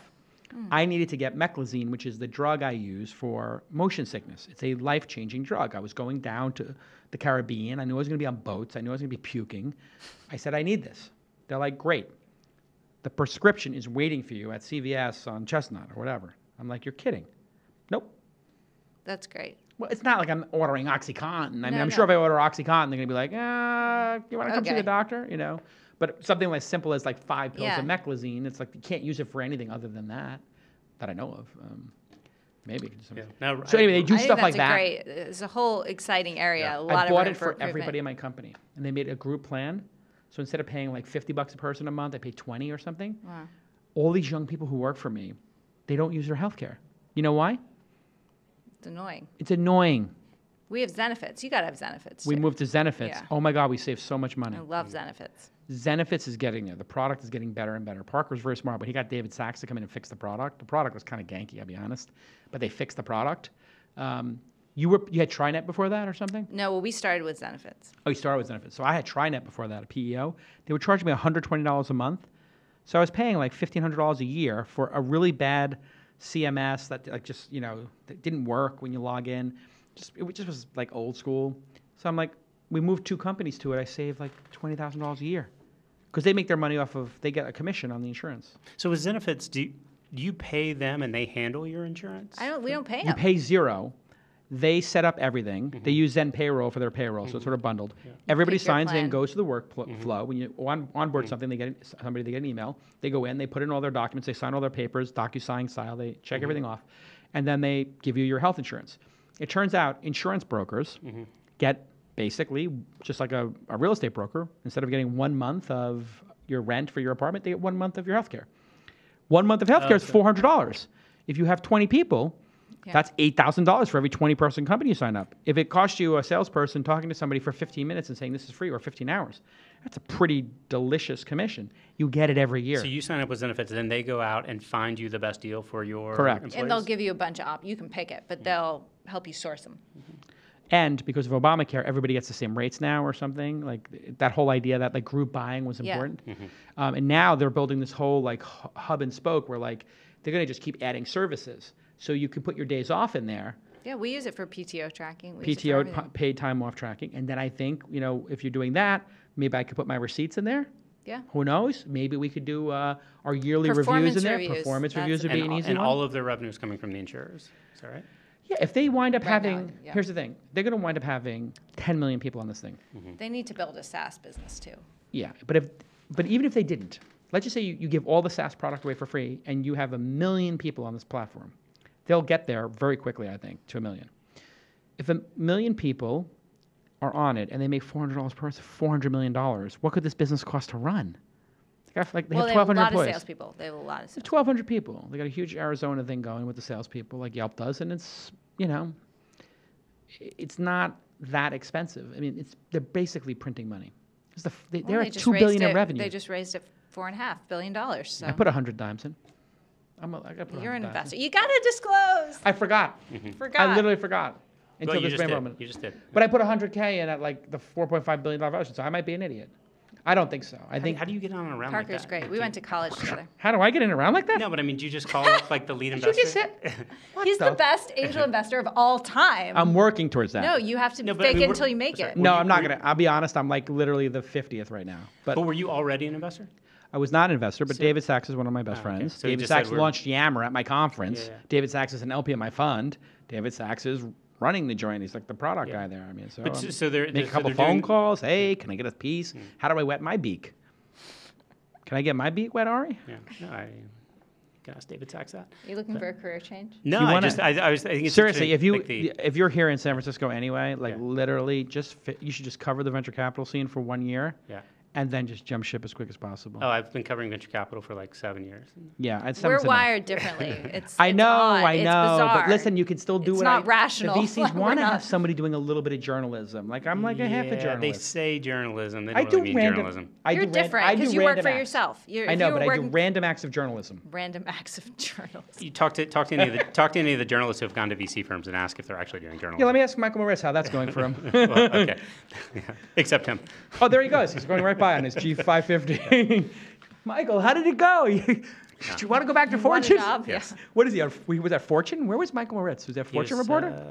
Oh my Forbes or God. Fortune? I want to say Fortune, but I Who don't knows? know. He wrote a book about Apple in he wrote a book. 1985, 84. All right, listen. What an amazing episode. We went far, far too long. We got all this inside baseball stuff that people love.